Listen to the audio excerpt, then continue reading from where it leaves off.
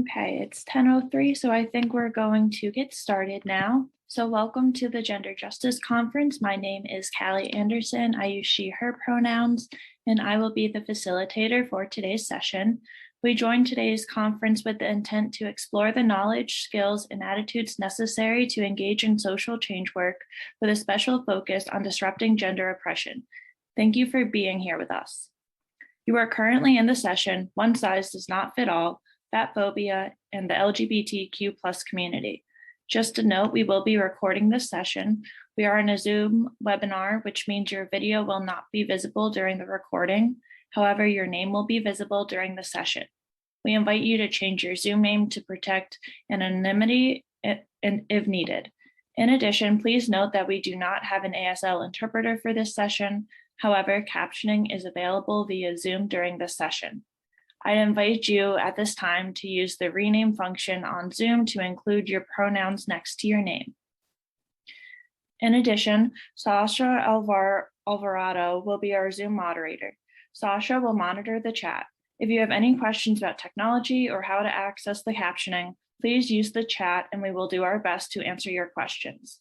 In addition, Sasha will help ensure we are all upholding our community agreement, which can be found in our conference support hub. If at any time you are in violation of our community agreement, you may be asked to leave. During our session, we acknowledge that some topics being discussed today may be potentially triggering and/or activating for our audience members. In consideration of that, we recognize that every individual's experience of healing is different, so we invite you to take care of yourself in any way that feels right for you throughout this presentation. We believe that the topic, fatphobia in the LGBTQ plus community, is important for our community to engage with fully, but we understand that conversations related to this topic can include fatphobia, diet culture, and violence against fat bodies, as well as racism, racist violence, intimate partner and/or relationship violence, gender-based violence, examples of white supremacist violence, homophobia, biphobia, anti-LGBTQIA plus harm, transphobia, and anti-trans violence and harm, and ableism. We want to respect our audience members' healing, so please feel free to take a break, step away, and/or turn off your camera in order to best take care of yourself today and every day. Now, I have the honor of introducing the presenters for today's session. We are joined here today by Kimmy Herman and M. Evans. Kimmy, she, her, is an alumni of WCU's undergraduate social work program and is a prospective student for WCU's Masters of Social Work program. As a member of the LGBTQ plus community, she is an advocate for queer and fat liberation. Kimmy is a proud supporter of soy milk and iced coffee. M, she, they, is the current graduate assistant at WCU's Center for Trans and Queer Advocacy. They are expected to receive their master's degree in social work this May and are passionate about providing trauma-informed care for adolescents around issues of gender and sexuality. When they are not in school, you can usually find them listening to a podcast and crocheting. At this time, I'd like to turn the session over to our presenters, and thank you. Thank you so much for that introduction, Callie. I'm going to share my screen and start the presentation.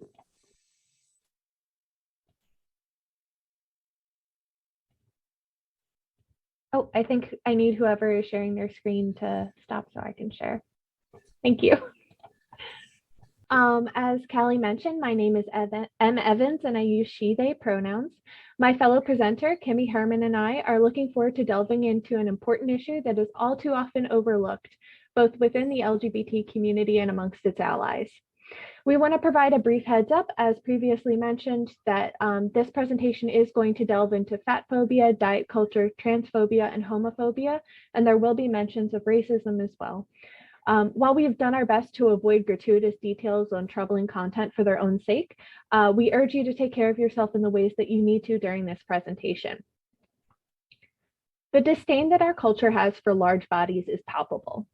We only need to open a magazine or listen to a half hour of small talk to become exposed to the many ways in which we try to shrink and shape the fat on our bodies through dieting fads, extreme exercise, or surgical methods. Our diet culture and fat phobia has not only attempted to reshape our bodies, it has in fact shaped our culture. Today, we want to focus specifically on the ways that fatphobia has shaped the LGBTQ community. It is our hope that by the end of this presentation, you will have a greater understanding of the insidious ways fatphobia has shaped queer and trans communities, and a few tangible steps that can be taken to create a future in which all bodies are allowed to exist as they are. Before we delve into our presentation, we want to briefly introduce ourselves. Hi, everybody. Thank you so much for being here with us this morning. My name is Kimmy Herman. My pronouns are she, they. I graduated from Westchester in May of 2021 with a bachelor's in social work, and I will be joining the master's in social work program this year. And as previously mentioned, my name is M. Evans, and I use she, they pronouns. I have my bachelor's degree in social work, and I'm currently completing my master's degree in social work as well. I'm the current graduate assistant at the Center for Trans and Queer Advocacy, and my professional focus is on trauma-informed clinical care around issues of gender and sexuality. All right, now that we have our introductions out of the way, I want to briefly go over our agenda for the conference. First, we're going to be talking about the origins of fatphobia, and then the cis-heterosexism and body standards. Then we'll be touching on fatphobia within the LGBTQ plus community. And after that, we'll be looking at solutions for moving forward with this information. And finally, we'll be open to questions at the end.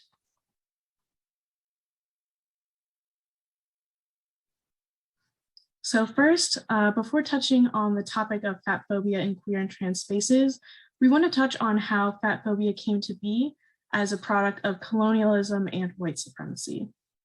As sociologist Sabrina Strings talks about in her award-winning book, Fearing the Black Body, The Racial Origins of Fatphobia, fatphobia has clear roots in anti-Blackness.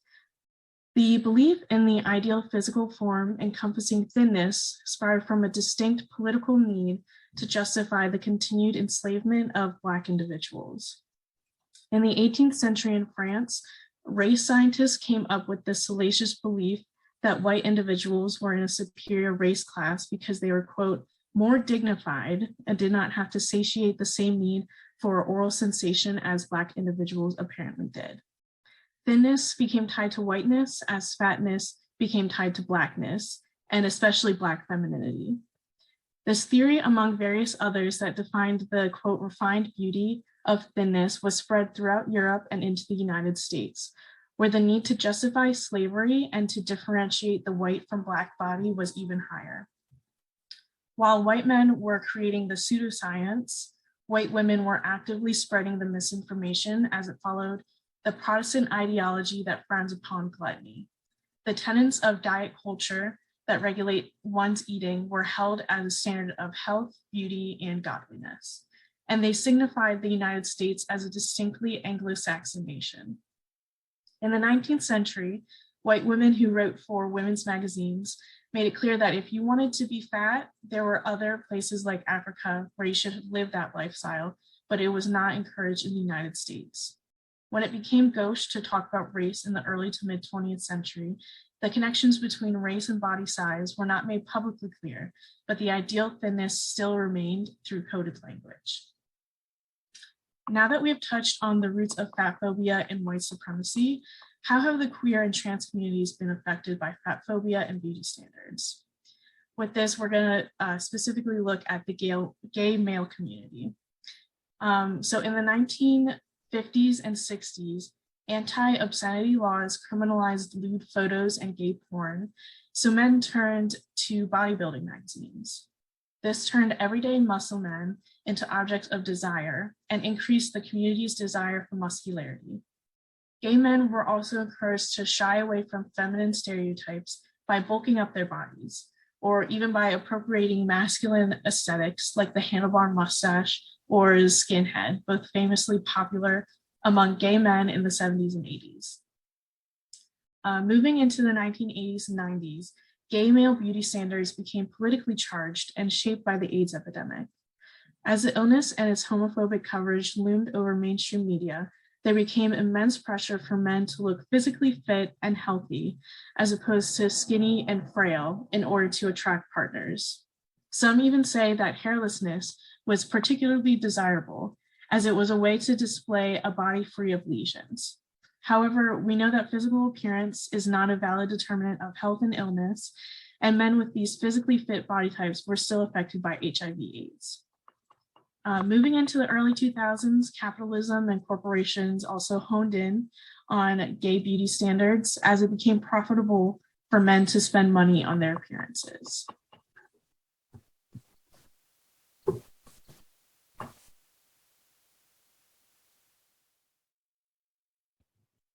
Queer cisgender people are 2 to 3 times more likely to report disordered eating than their heterosexual peers. By some estimates, trans and gender nonconforming youth are 15 times more likely to develop an eating disorder than their cisgender heterosexual peers. These disparities demand our attention and notice. They demand we ask why. As Kimmy described, a culture of body surveillance has developed within queer communities rooted in white supremacist ideology. The concepts of femininity and masculinity that exist within the gender binary are directly linked to these fatphobic concepts.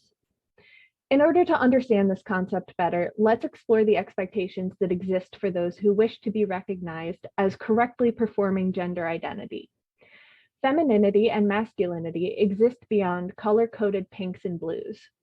Femininity hinges on the expectation of an individual's perceived desirability from men, and conversely, masculinity depends on perceived virility. The narrative that is repeatedly attached to people in fat bodies within our current culture is one of undesirability, stagnated activity, and poor health. These descriptors are in direct conflict with the expectations of gender performance that exist in our culture. Therefore, a cisgender woman in a fat body is often perceived to be performing femininity less adequately than her counterpart in a thin body. The same is true of cisgender men in fat bodies compared to men in slender or athletic bodies. If this can be true for cisgender individuals, it is magnified in people who exist outside of these binary definitions of masculinity and femininity. Cisgender queer people, by the very nature of their experience of attraction, are outside the fundamental tenets of masculinity and femininity as defined within our culture. Trans and gender nonconforming individuals are eschewing the gender binary altogether. Trans and queer people devote more attention to the ways in which they are perceived to be performing gender. It is therefore natural in these conditions that greater attention would be paid to shaping their bodies to meet these standards.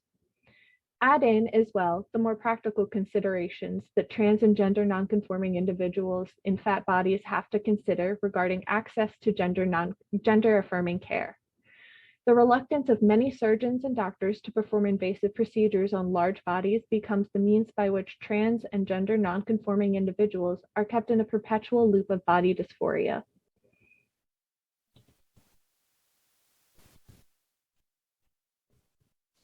Now we're going to talk about fat phobia within the LGBTQ plus community.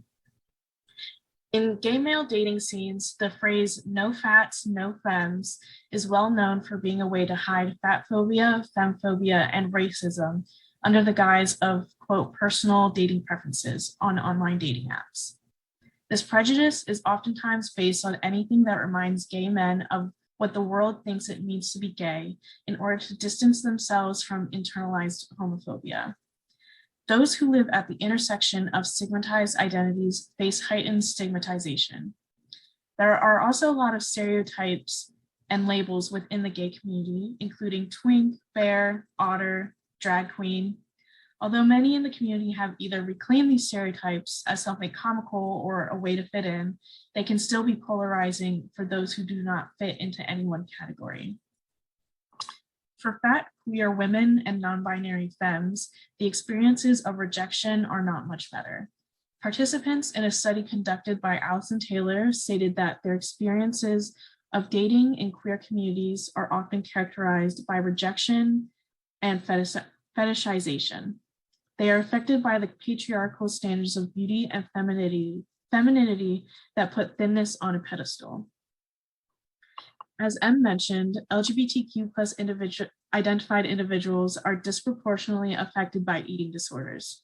Approximately 54% of LGBTQ plus adolescents have been diagnosed with a full syndrome eating disorder during their lifetime, with an additional 21% suspecting that they had an eating disorder at some point during their life. Additionally, 60.9% of LGBTQ plus adolescents in one study reported engaging in at least one disordered eating behavior within the past year. Transgender youth were more likely to report eating disorder behaviors compared to cisgender populations. Risk factors include internalized negative messages, experiences of violence and PTSD, discrimination, and inability to meet body image ideals. Barriers to support and treatment include treatment centers that lack cultural competency, lack of support from friends and family, lack of access to healthcare, homelessness, and insufficient eating disorder education among LGBTQ plus resource providers. The struggles of trans individuals with eating disorders are twofold.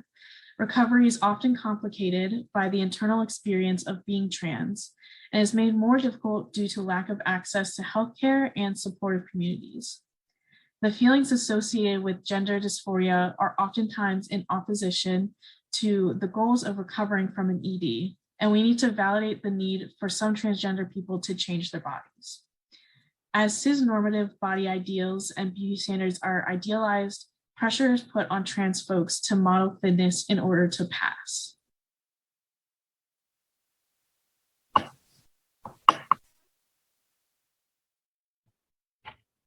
These trends are troubling, to say the least.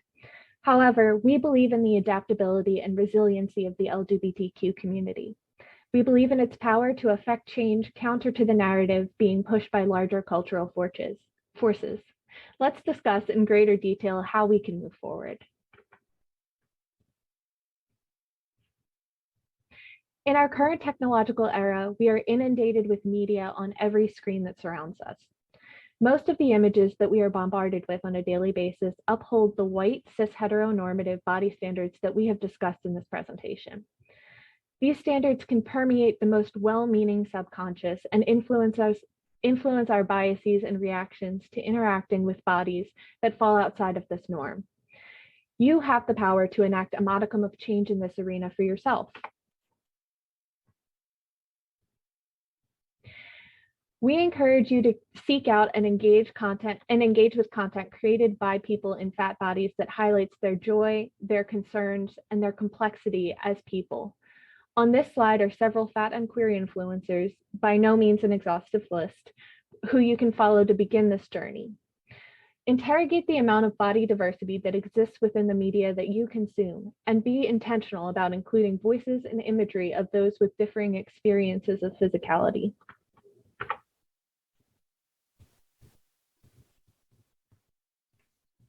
Now we want to talk about how to make positive change in your community. It is essential to create body neutral spaces within the trans and queer community. As the name suggests, body neutrality means taking a neutral perspective towards your body. Contrary to body positivity that furthers the emphasis on physical appearance, body neutrality means that you do not have to cultivate a love for your body or feel that you have to love your body every day. You may not always love your body, but you still live happily and appreciate everything your body can do. This way of thinking can be much more accessible and healing for those affected by diet culture and fatphobic oppression. To create a space that is body neutral, we can challenge negative self-talk, remove stigmatizing language like overweight or obese from our lexicon, refrain from making comments about people's body and appearance, whether positive or negative, and make accessibility for everybody in every body a top priority. Also, we can advocate for size inclusivity in gender-affirming tools like binders and genital tucking. Because transgender and non-binary people's health is inextricably tied to their gender and ability to express their gender, tools to make such expression possible must be accessible for every size. Finally, we must create education on disordered eating that is relevant and visible to the trans and queer community. Many times, people who experience disordered eating do not even realize because they do not have access to the information about what is unhealthy behaviors. Also, the current societal idea about who is affected most by eating disorders does not reflect many identities in the trans and queer communities. But since we know that the LGBTQ plus community is disproportionately affected by eating disorders, education about the issue should be readily available in trans and queer spaces.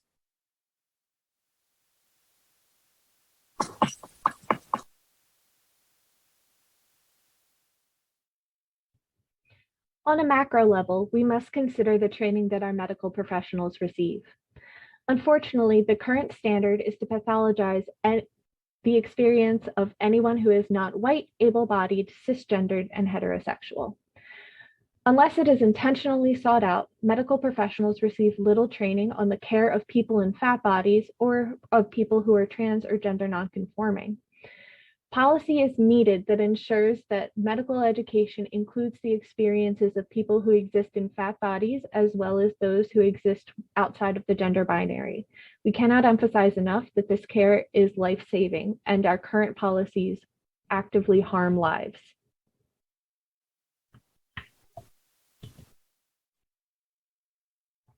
We want to thank you for taking the time out of your schedule to engage with this presentation today. And we hope that this has provided you with a greater understanding of the way that fat phobia has shaped the LGBTQ community. At this time, we would love to invite questions in the chat or in the Q&A function regarding this material so that we can engage in a broader discussion. While people maybe get their thoughts together and start typing out a question or two, I wanted to thank Em and Kimmy for putting this presentation together for us, and also thank everyone here for attending. So I'll give people a minute to get questions in, and then I have a question or two too.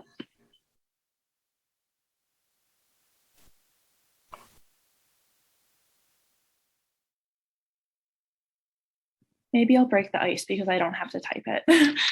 So your presentation touched on this, but I was just wondering if you could expand on how to make spaces maybe something in the health and fitness industry that really contribute to and kind of survive off of fat phobia, be more body neutral spaces or spaces that include and support all people in all bodies.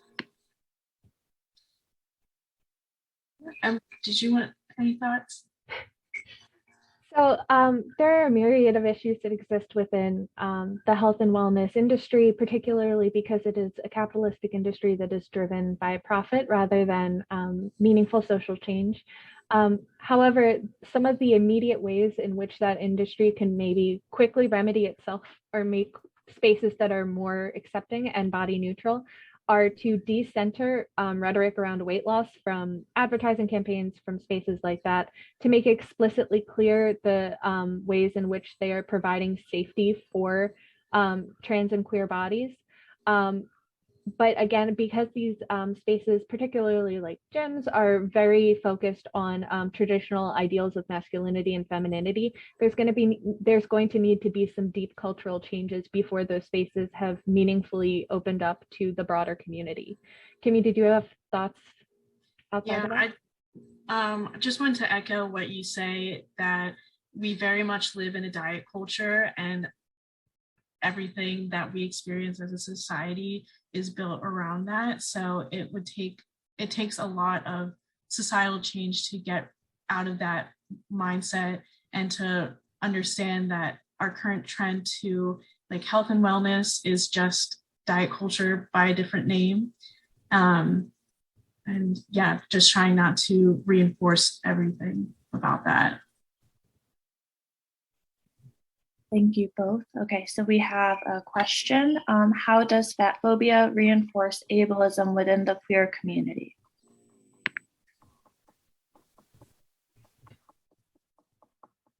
I mean, the current standards that exist within our culture, and specifically within the queer and trans community, are very much focused on a certain body type. And while our presentation focused mainly on how that body type differs from people in fat bodies and people who are experiencing fat phobia, that very much excludes people who are living outside of the traditionally pictured able-bodied person. So fat phobia and ableism go hand in hand in this regard, because body neutrality speaks to the inclusion of people who are of differing abilities in terms of their physical experience in the world.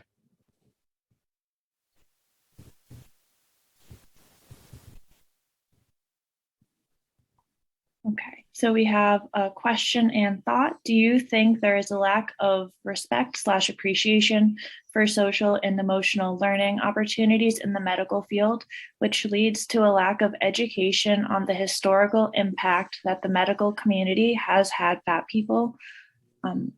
What would you say are ways to disrupt this mindset around other forms of intelligence? Kimmy, do you have any thoughts? Yeah, so I personally, I have not looked into the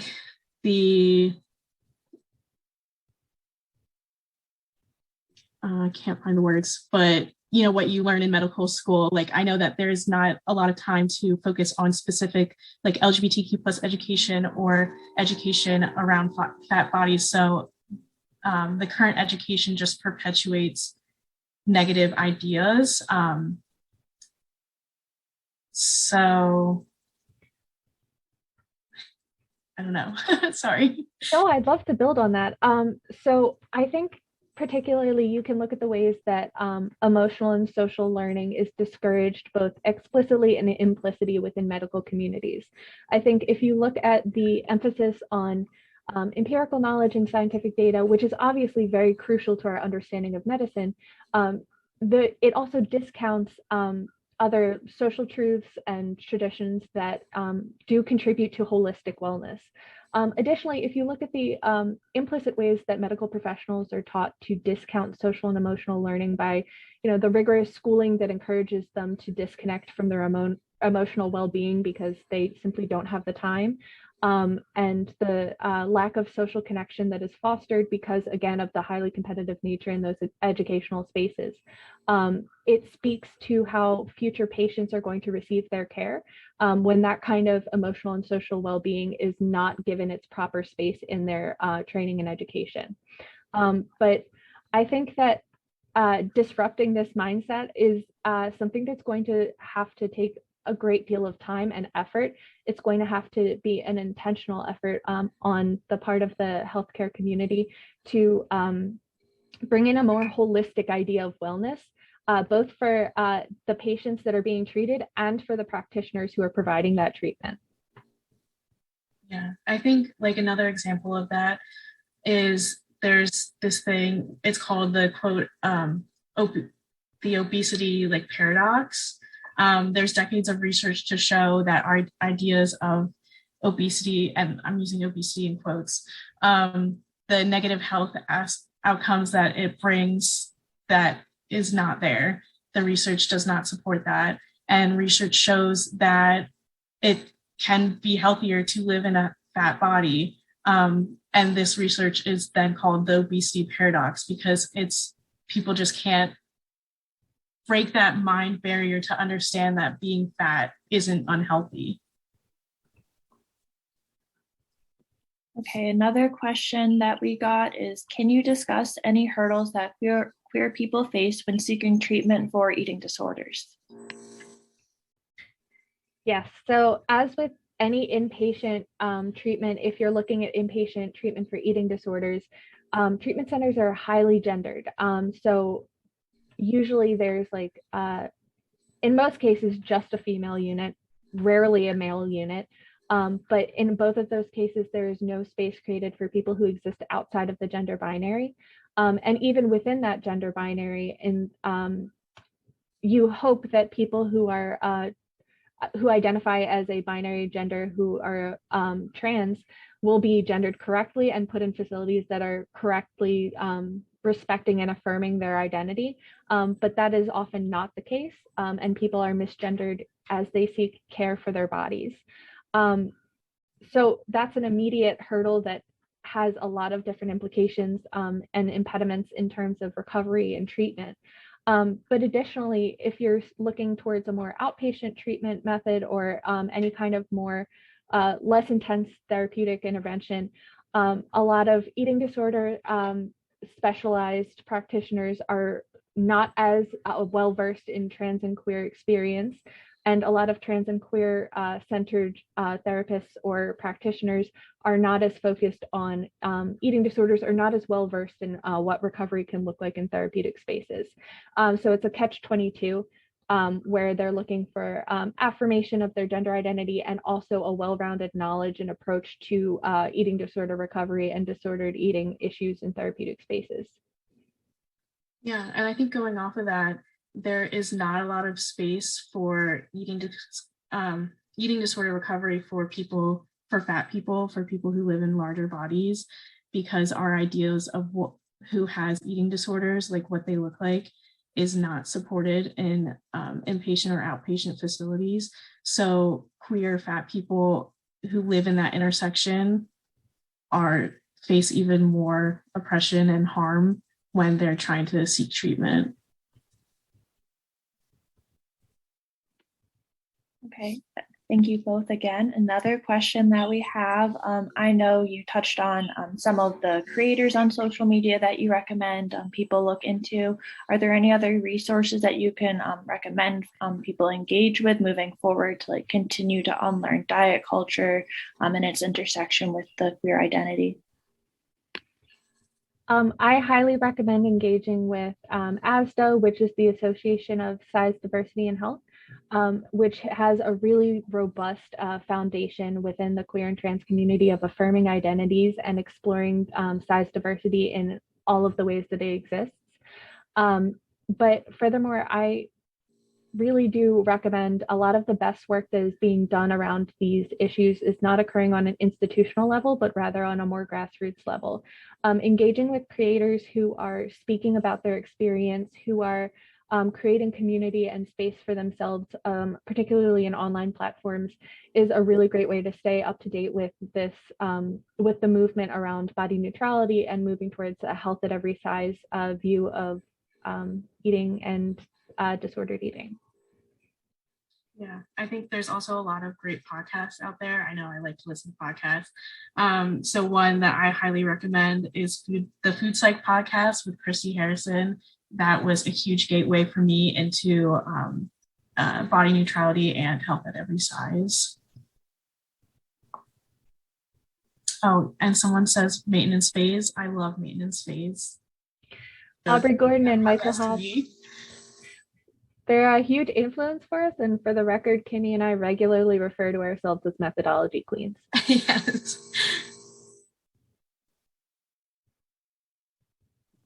Okay, another question we have is that sometimes like activism, people have like the intention of helping, but in reality like actively cause harm. So I was wondering if you had any insight or if you would be able to speak on like how some forms of activism regarding fat phobia in the LGBTQIA plus community might unfortunately cause harm instead of like helping and supporting people. Absolutely. I think one aspect of that is like the idea of the body positivity movement. While the idea of it is really, it's positive, it sounds great. It, as I mentioned, furthers the idea that our physical appearance affects our worth. So I think that is an example of something that was created in the greatest of intentions, but in actuality can cause harm. So I think as activists, it is essential in our work to continually take a step back and listen to the voices of the people we're trying to help. I agree 10,000%, especially with that last sentiment. Centering and uplifting the voices of people in fat bodies and people for whom this existence is not, or this movement is not theoretical, but a central component of their daily existence, is so vital in any movement, and particularly in body neutrality. And I would just like to add as well, on a micro level, if you're thinking to yourself that you know an overweight, or I'm sorry, a person of the fat body who espouses some of the like rhetoric that we were talking about, like refers to themselves as overweight or engages in diet culture, it is not your job to maybe convert them to body neutrality and be another person telling them what to do with their body. But instead, think of the ways that you can support them as an individual. Think of the ways that you can support them in a culture that is inherently violent towards them.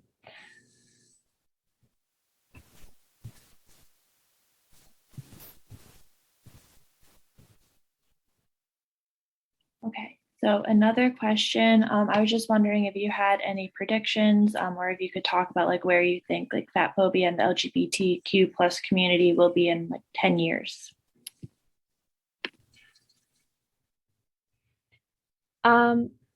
It's interesting as we see, particularly with current generations of adolescents and young adults, a move away from dichotomies and binaries. The hope is that that will also move towards body neutrality and the views that they have on their bodies and the bodies of others. But it's really difficult to predict how these trends will shake out just because there's such a wide variety of social and cultural factors that contribute to the way that we interact with each other and the way that we interact with ourselves. Kimmy, do you have any thoughts on that? I just echo what you say. I also noticed a comment in the chat from Evan. They say the focus on health. I completely agree that our focus on health as a determinant of one's worth is just not valid at all. That idea itself is ableist. It's rooted in ableism. There's some people whose bodies just can't achieve that level of health. And that does not affect their humanity or their goodness.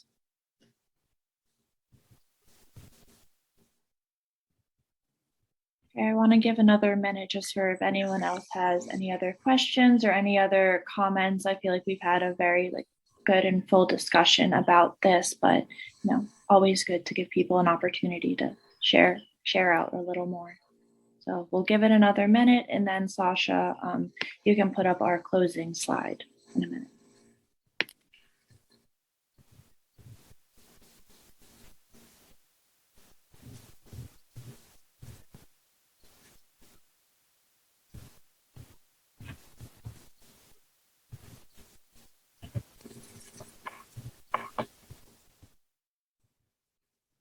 Okay, and we just got another question. Sorry, it moved. Okay, so someone said, as a non-binary individual, I often find that I get misgendered because I don't fit the idea of a non-binary person or what people picture. How do you think we can combat ideas that contain bodies are tied to certain identities? I think that yes, this is an issue that is really deeply tied to fat phobia, particularly because our traditional expectation or the image that has been presented to us time and time again of what androgyny looks like is a very thin white person. And that is unrealistic, as we know, because non-binary people and people who want to present androgynously are of all different physical experiences and bring a host of identities to the table. I would emphasize, I know we mentioned this before, but seeking out images of people who are of different body types and who exist in the intersections of different identities can help to shift our own internal biases of what we believe a non-binary person should look like, what we believe that androgyny should appear as. But on a cultural level, I think it's going to be a lot of shifting those images on a grander scale. Kimmy, do you have any ideas? I don't have any specific ideas. I completely resonate with this individual has said on a personal level. And I agree that seeing non-binary creators who look like me or don't look like me, like that has really affected my own internal biases about what it means to be non-binary.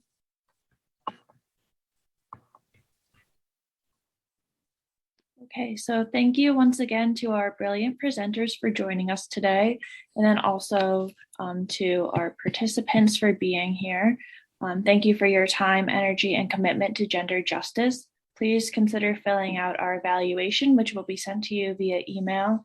And then please visit the QR code on the screen if you need to record your attendance at today's session for any reason. We hope you join us in one of our Gender Justice Power brunch hours, featuring an intersectional narrative of gender and disability in online dating and the history and weaponization of Black women's sexuality. To learn more about this session and others, please visit our conference support hub. And thank you. Thank you so much for your time today. Thank you, everyone.